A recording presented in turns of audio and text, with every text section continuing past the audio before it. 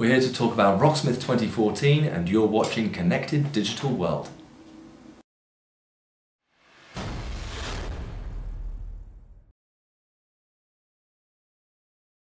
So in terms of additional songs, one of the things that original Rocksmith had was DLC packs with additional songs. Right. Are you guys planning on doing lots more songs? Bigger and better. Yeah, we're going to be weekly from release, which is going to be awesome. So for the foreseeable future, we will be weekly, and we have an incredible lineup. I would love to sit here and just list off all the bands that are already signed up for DLC. Then you'd have to kill me. Well, actually, probably PR would kill me first because it was kind of... Let's not do that then. And why don't we tell you? Because it's not all built yet. That's actually one of the big reasons. It takes us a lot of time to build the individual songs. So, you know, a few people said, well, why aren't they still doing DLC for the first game? It was because we're trying to upgrade all of the songs, and we've got over 170 already available. We're upgrading them all. So all the new features in Rocksmith, things like all the way the bends and the slides will have all timing information, exactly where your fingers need to move to. That all needs to be retrofitted and put into all the old songs. The tones and how the tones automatically switch, that all needs to be retrofitted into the old songs, and that just takes a lot of time. But the very talented musicians that are sitting there right now, actually it's middle of the night right now in San Francisco, but later today, we'll be sitting there going through piece by piece, making sure which of those pieces are in the right place. We have to give them time to do that.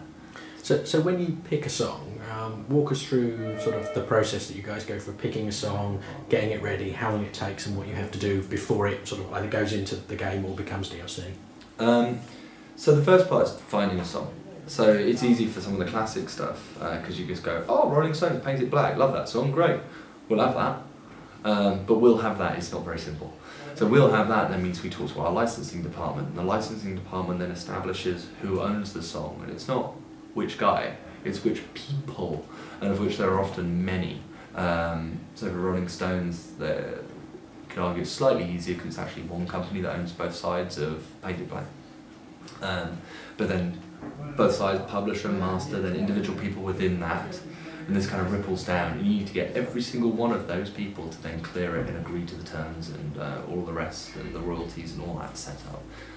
That can take months, if not years. So for Rocksmith 2014, it took us about 14 months to get final clearances on all the songs. People keep asking me about, forward compatibility.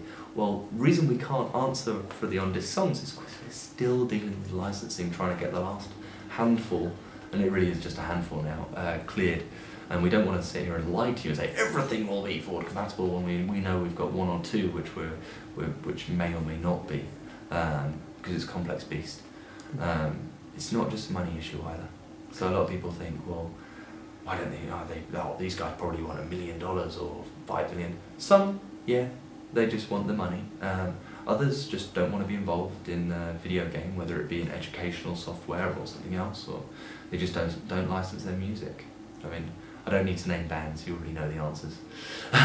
If they're not in there and you think they should, it's probably because they don't want to license as much as anything else. Especially for Rocksmith 2014, because we have a successful product already, and we've built something that's way better. And so now it's really, hopefully we can, I'll say it the right way, hopefully we can educate them that it's not just a video game, and show them that it's actually the best way to learn guitar, and really the future of the way that hopefully people learn musical instruments, and so then we can carry on. And the fact that obviously people want their songs obviously says something about them. Yeah. Some of the fun and some of the things that I really love doing, and on a personal note, is putting in some bands that are smaller. So having a band like Screaming Females or La Serra or who else is announced that I can mention? Red Fang. So Red Fang, and I mean, they had a very small following, like almost a cult following kind of thing when the first game came around, and then after that, you know, you'd see loads of posts on Red Fang videos and stuff saying, oh, I found these guys from Rocksmith and they're awesome. And that's a really great feeling for us. And we really want to be able to find ways of promoting the smaller bands. But at the same time, when you can get an Arctic Monkeys, which, you know, I can say that in the UK, which we all know and love, the new album's amazing, by the way. go and listen to it. It's bloody awesome. So when you can get great big bands like that, you have to balance it and say, well, let's make sure we've got Arctic Monkeys and Oasis and these big boys, and then if we can stick 10 little bands, they're not there because we're trying to cheap out. They're there because we want to help expose people to different styles and different flavours, and maybe help them discover a band that they might not necessarily have come across otherwise, and they get to experience them and see that there's more to music than just the big hits on the radio. I mean, you mentioned Miley Cyrus earlier, right? Some people say, well, pop music's just that. You go, yeah, great, but go and listen to this radio station or that radio station or the other, and discover more and appreciate more. You don't have to like it. No, but as you say, it's about music.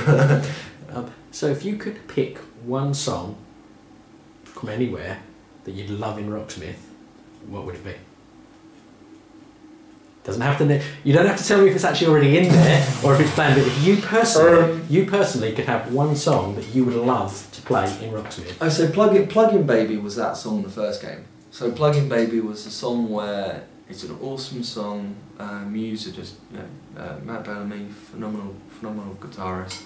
That was a song, and High and Dry was also another song which I grew up with that. I want to learn to play it. So learning to play that was huge, and I actually got to play it on stage, which was nice. But just at our own launch party, but so it's kind of cheating. But the company, all the Ubisoft San Francisco were there, and I got to go up without the game and play the guitar, which I've been learning to play from the game, which is like this, poof, wow, it works. Kind of a moment.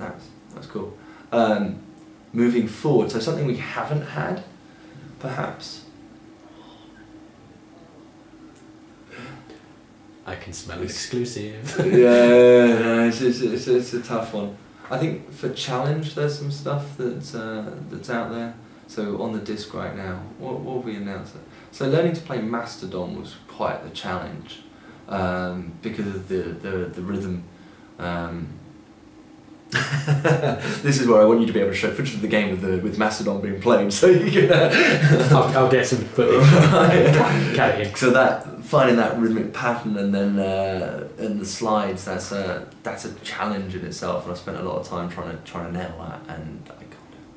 I'm still learning. There's hope for us then. Well. That's the funny thing, it's like I get it right a few times and then I lose the pattern, but it's just keeping that consistency and being able to batter it through. Other bands, I mean, it's obvious, right? We're going to sit here and we could talk about Led Zeppelin, we could talk about Pink Floyd, we could talk about, pick one of those guys.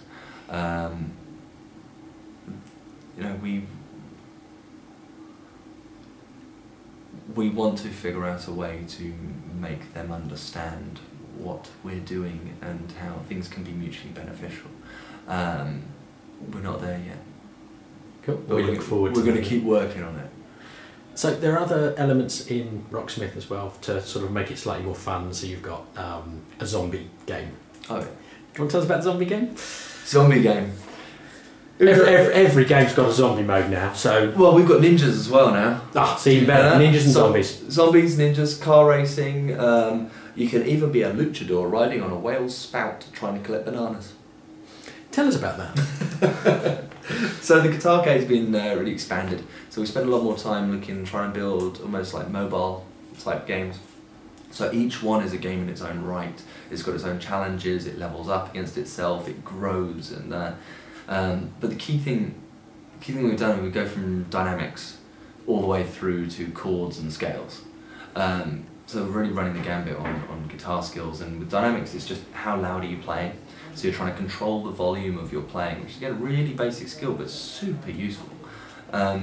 So as I said, you play a luchador riding on a whale's spout, and the harder you play, the bigger the spout is, so the higher he fires the luchador into the air.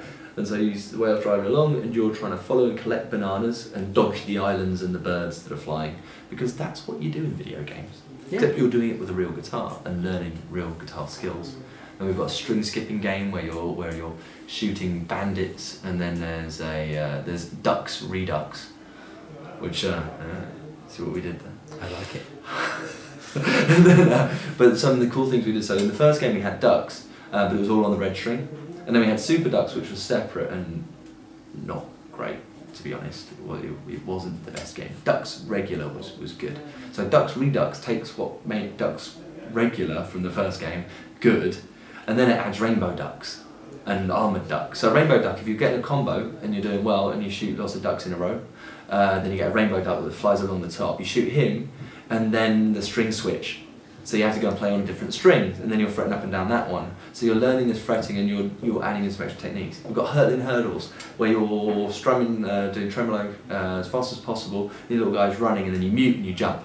So you're trying to jump and collect stuff and jump over hurdles. So it's just mixing it up. And then you see like little battery bots that appear, and you have to go slower.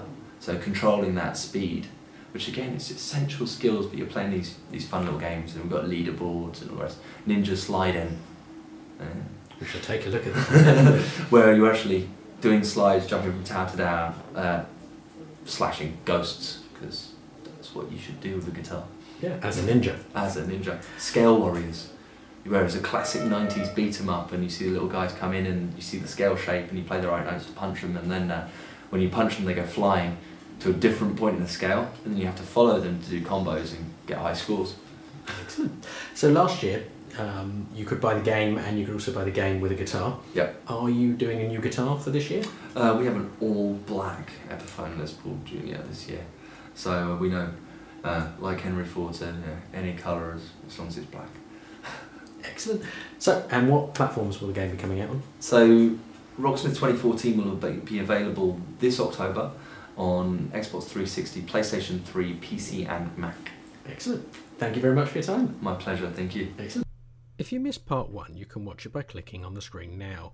Also, why not watch a night playing Rocksmith that we recorded last year?